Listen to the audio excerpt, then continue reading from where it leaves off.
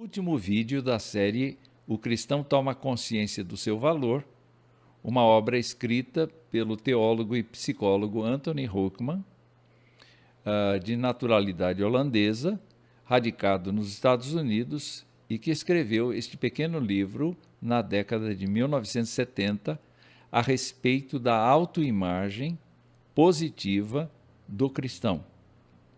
Vimos na primeira parte deste livro, em vários vídeos, a base bíblica para que o estudo fosse realizado. Em segundo lugar, nós entramos na parte 2, implementação, e desde o capítulo 10 até o capítulo 12, nós estamos encontrando as seguintes áreas abordadas. O que é que eu posso fazer para ter uma autoimagem positiva? Depois, Hoekman tratou do tema o que os outros podem fazer para uma autoimagem positiva. E agora, nós vamos falar neste capítulo 12 sobre o gozo da comunhão cristã.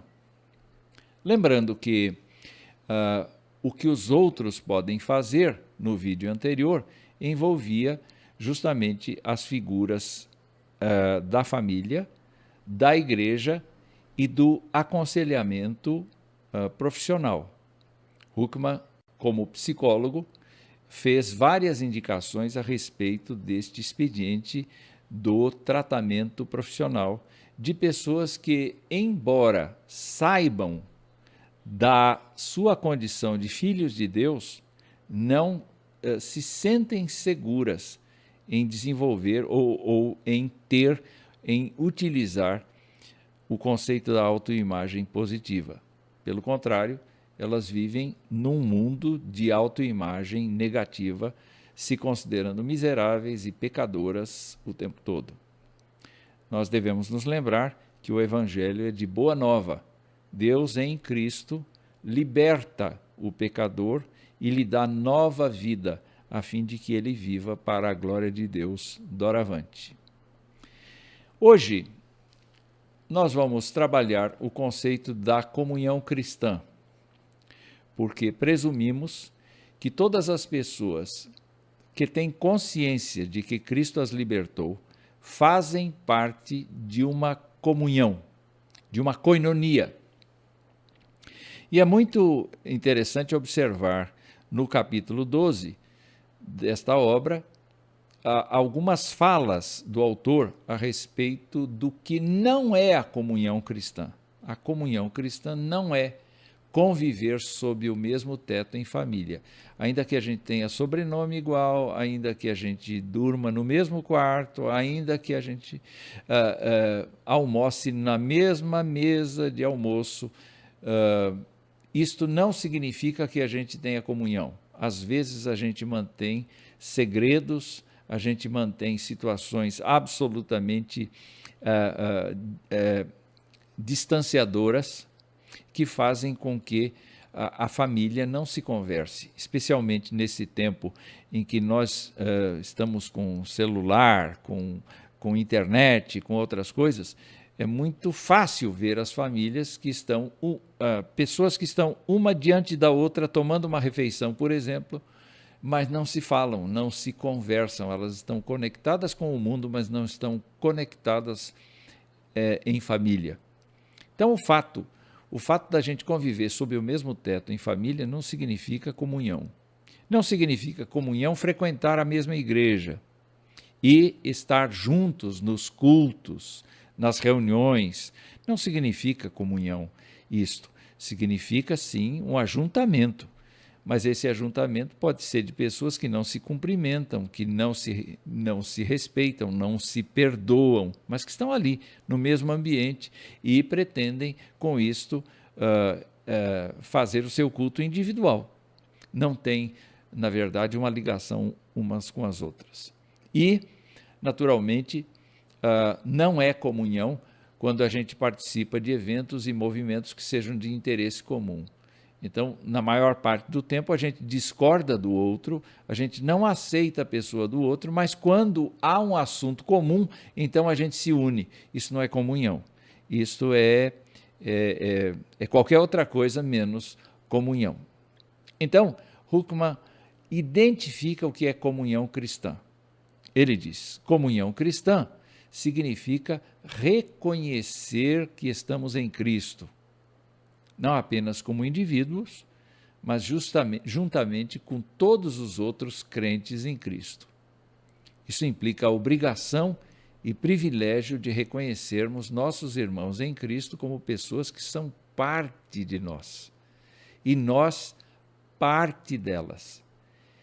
É muito interessante esta última frase: pertencemos a nossos irmãos na fé em Cristo e através de Cristo.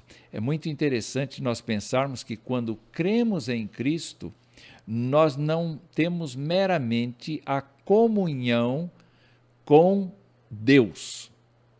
Nós passamos a ter comunhão com pessoas que também creem como nós cremos. E neste caso,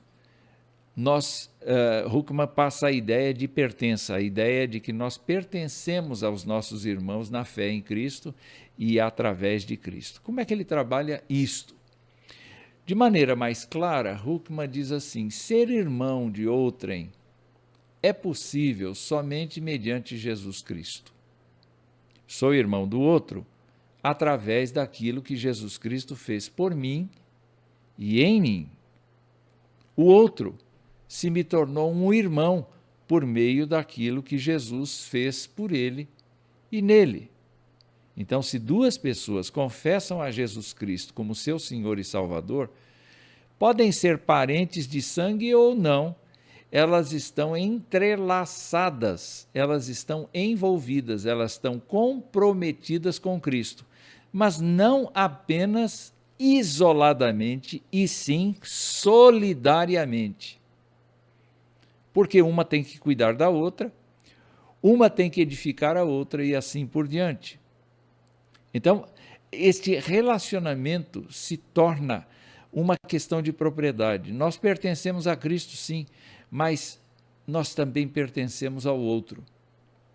E nesse sentido, a base de nossa comunhão não consiste no que alguém é em si como cristão, em toda a sua espiritualidade e piedade. A fraternidade é determinada por aquilo que alguém é, a partir de Cristo. Nossa comunhão consiste unicamente no que Cristo fez pelas duas pessoas. Quem falou isto? Toda esta frase foi Dietrich Bonhoeffer, que é citado por Huckman várias vezes nesta obra. Então, fica aí a convicção de Dietrich Bonhoeffer, no sentido de que nós nos tornamos um em Cristo Jesus com o nosso irmão de fé.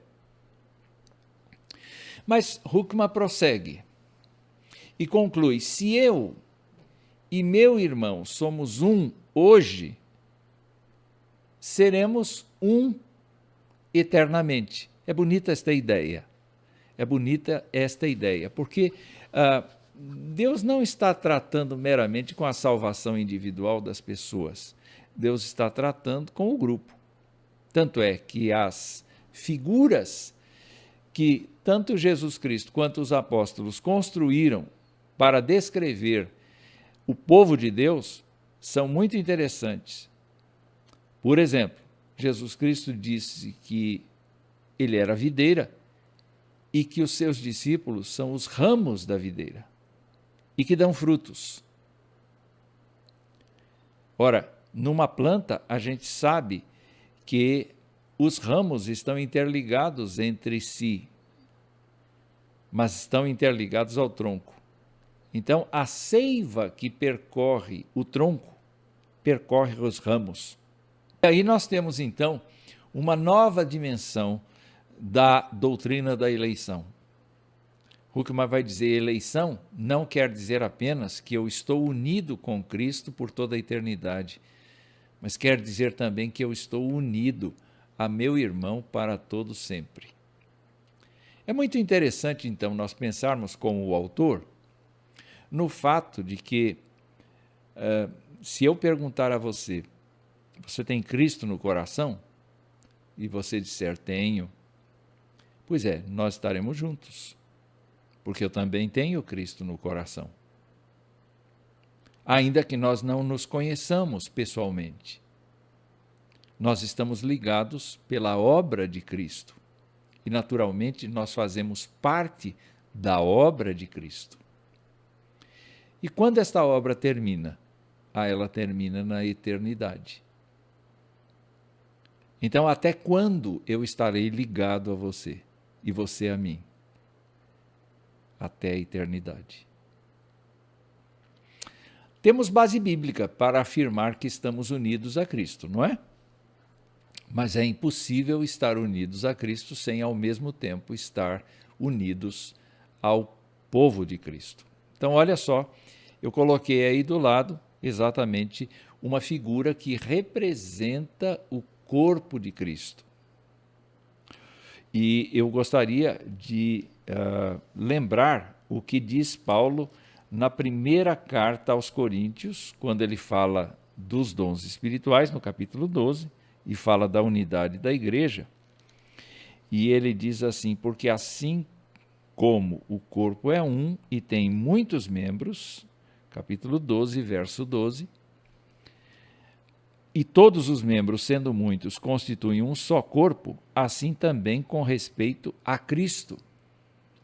Pois em um só Espírito, todos nós fomos batizados em um corpo, quer judeus, quer gregos, quer escravos, quer livres, e a todos nós foi dado beber de um só Espírito.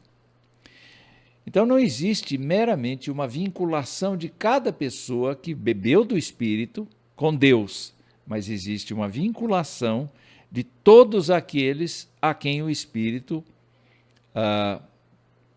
cuidou, batizou num corpo. Então, a comunhão cristã, ela é mais do que uma reunião. Ela é um constante desenvolvimento das relações dos cristãos, na direção da glória de Deus, na direção da edificação mútua, na ajuda de uns para com os outros, levando as cargas uns dos outros, estimulando a fé, aparando as fraquezas doutrinárias e ajustando as pessoas e preparando as pessoas para se encontrar com o cabeça, que é Jesus Cristo. Como exemplo prático dessa comunhão cristã, me permitam trazer aqui o trecho escatológico do discurso escatológico de Jesus em Mateus 25. Todos foram apresentados diante do tribunal, todos estão lá. As pessoas foram separadas entre a direita e a esquerda do juiz, e o juiz, então, está fazendo a declaração do seu veredito. E ele está, então, a esta altura, se dirigindo aos que estão à sua direita. E ele diz, venham vocês, que são abençoados por meu Pai, recebam como herança o reino que ele lhes preparou desde a criação do mundo. Notem que o texto diz que ele preparou, ele, Deus, preparou um reino desde a criação do mundo para quem? Para o povo de Jesus Cristo.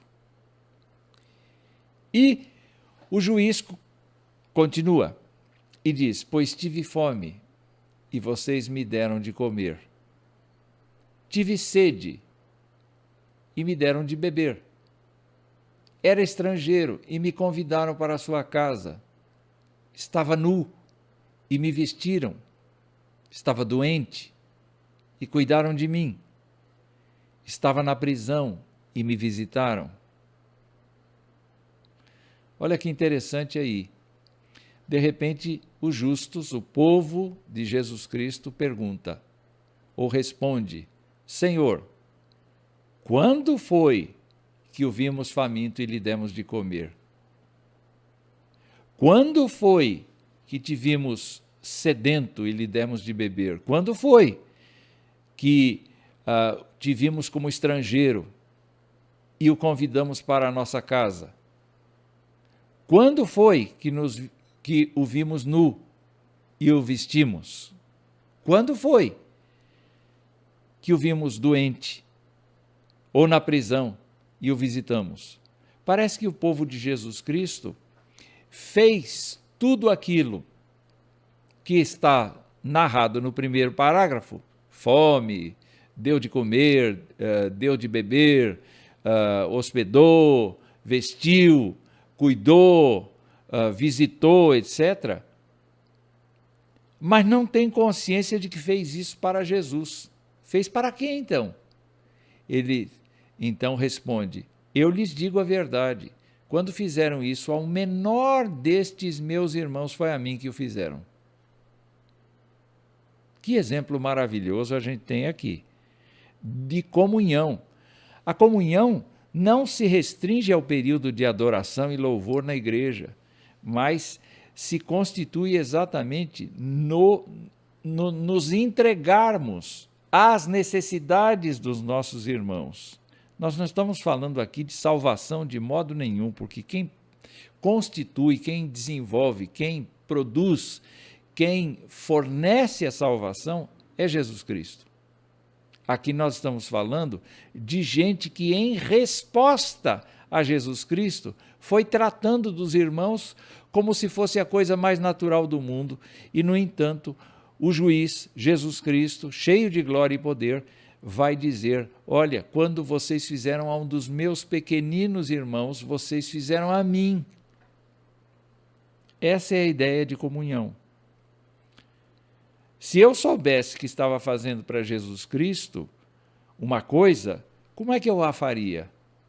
Pois é, e Jesus Cristo diz assim: quando você fez alguma coisa dessas para um irmão de fé, para uma pessoa necessitada, em condições muito difíceis, você, na verdade, estava fazendo para mim. Então, Huckman explora bastante este lado da comunhão, dizendo que a comunhão é uma interação com a consciência de que nós nos pertencemos mutuamente. Então, preste atenção nos seus irmãos, preste atenção nas pessoas que confessam a Cristo. Você se considera parte deles e eles parte de você? Então, Huckman desenvolve algumas sugestões para a prática da comunhão cristã. Na opinião de Huckman, a primeira coisa é adquirir a atitude certa para com os irmãos de fé. E nesse sentido, então, ele diz assim: é preciso amar os irmãos e aceitá-los. Nós já vimos isso em vídeos anteriores, mas aqui há um texto que nos leva a pensar o seguinte: se nós dizemos que amamos a Deus e detestamos o nosso irmão, nós não estamos falando a verdade. Nós estamos efetivamente sendo pessoas irresponsáveis. Mas amar a Deus significa também amar o irmão, aceitar o irmão como ele é, com as suas deficiências e com as suas qualidades. E, na interação, crescermos juntos segundo a estatura de Cristo. Huckman diz assim: olha, para que a gente tenha esta atitude certa para com os irmãos de fé, a gente deve desenvolver o expediente de orar sem cessar pelos irmãos, de interceder por eles, de suplicar as bênçãos de Deus sobre eles e de fazer isto de forma agradecida. Quando a gente olha para 1 Timóteo capítulo 2, a gente verifica que Paulo está ordenando a Timóteo que o cristão faça isso não apenas pelos demais cristãos, mas faça isso por todas as pessoas da terra. Imagine se por todas as pessoas da terra a gente deve usar esse expediente, quanto mais para os nossos irmãos de fé. A segunda coisa que Huckman sugere para a prática da comunhão cristã é que a gente aprenda a ouvir.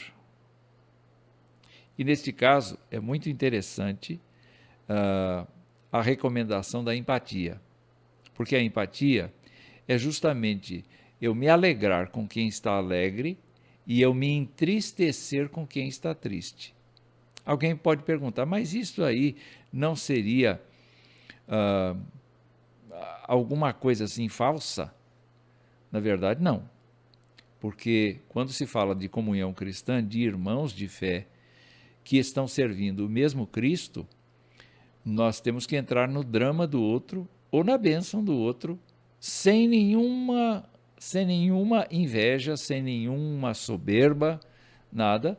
E realmente, se a pessoa é vencedora, se a pessoa tem um ponto de alegria, vamos nos regozijar com isso, como se fosse nosso. Mas se a pessoa está sofrendo, está em aflição, vamos entrar no drama da pessoa, vamos tentar observar o que acontece ali e compartilhar da tristeza, tentando ajudá-la a sair. Não é?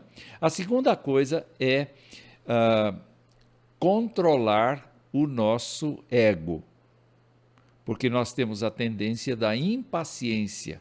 Quando uma pessoa começa a falar, a gente não tem paciência de ouvir. Tiago, quando falava a respeito da prática da palavra de Deus, ele dizia: todo homem seja pronto para ouvir, tardio para falar, tardio para se irar. O que significa? Significa que eu preciso entender o que a outra pessoa está dizendo. E para entender o que a outra pessoa está dizendo, eu preciso me controlar.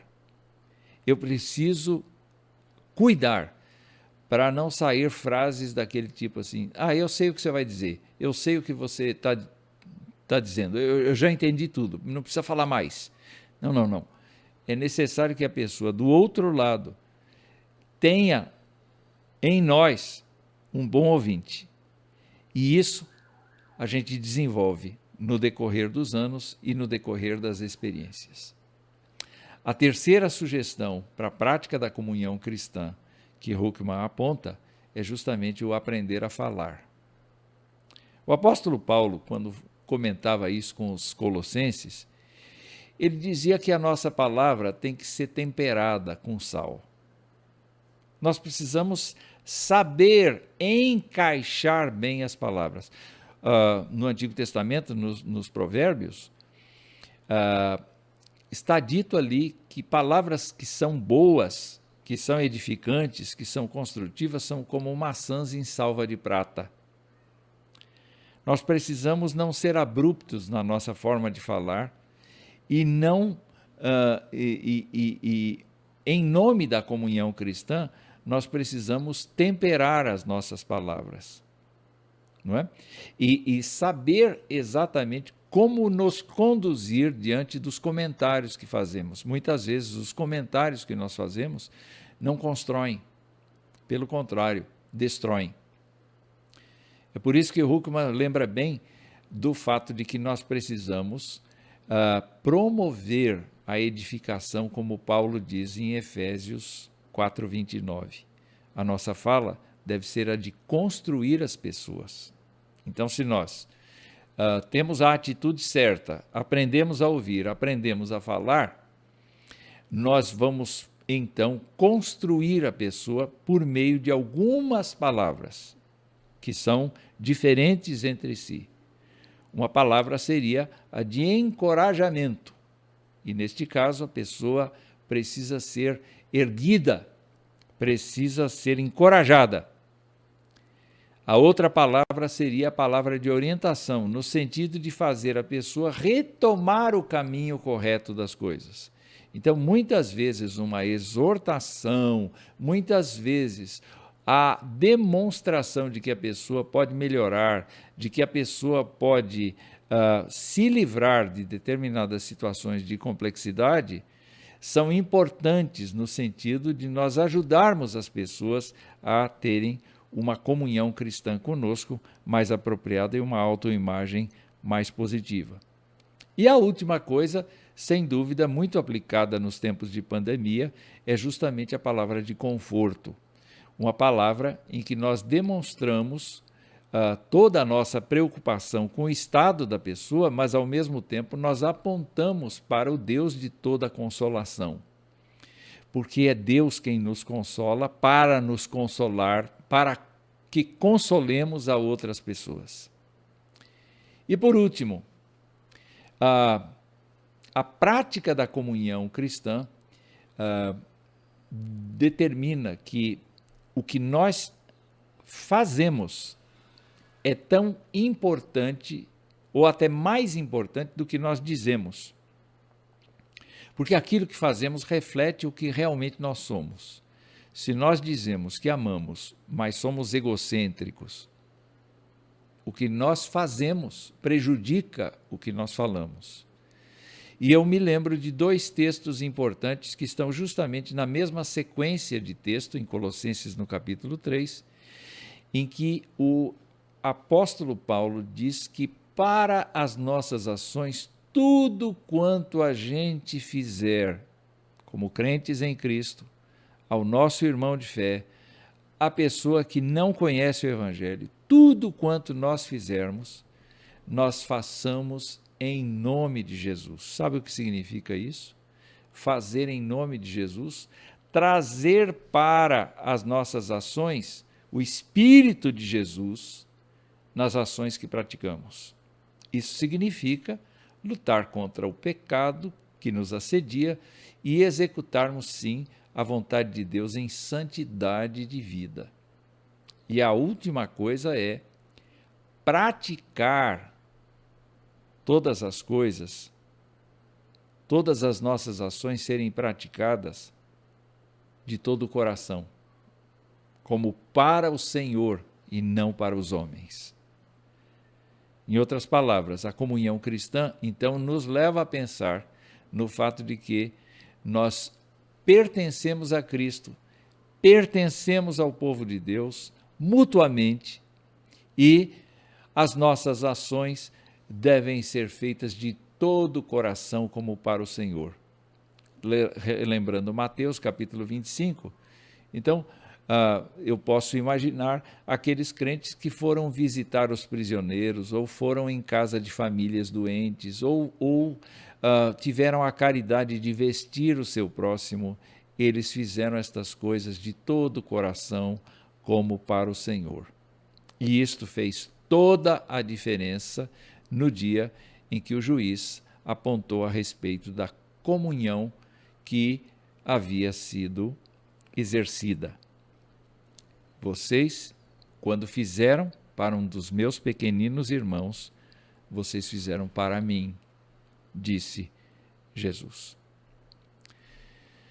Finalmente, nós chegamos na última tela, em que não poderia faltar uma citação de Huckman, e com ela nós vamos encerrar esta série de vídeos, O Cristão Toma Consciência do Seu Valor. E ele diz: precisamos, portanto, encarar nossos irmãos e irmãs em Cristo como pessoas a quem pertencemos, com quem estamos unidos, não só até agora, mas para a eternidade. Tudo o que pensamos, dizemos ou fazemos precisa refletir o fato de que estamos em Cristo. Somente assim poderemos desfrutar aquela que é e deve continuar sendo uma das maiores experiências da vida, o gozo da comunhão cristã. que estes vídeos tenham sido proveitosos para você. Se não assistiu nenhum outro, faça o propósito de assistir cada um deles. Deus te abençoe.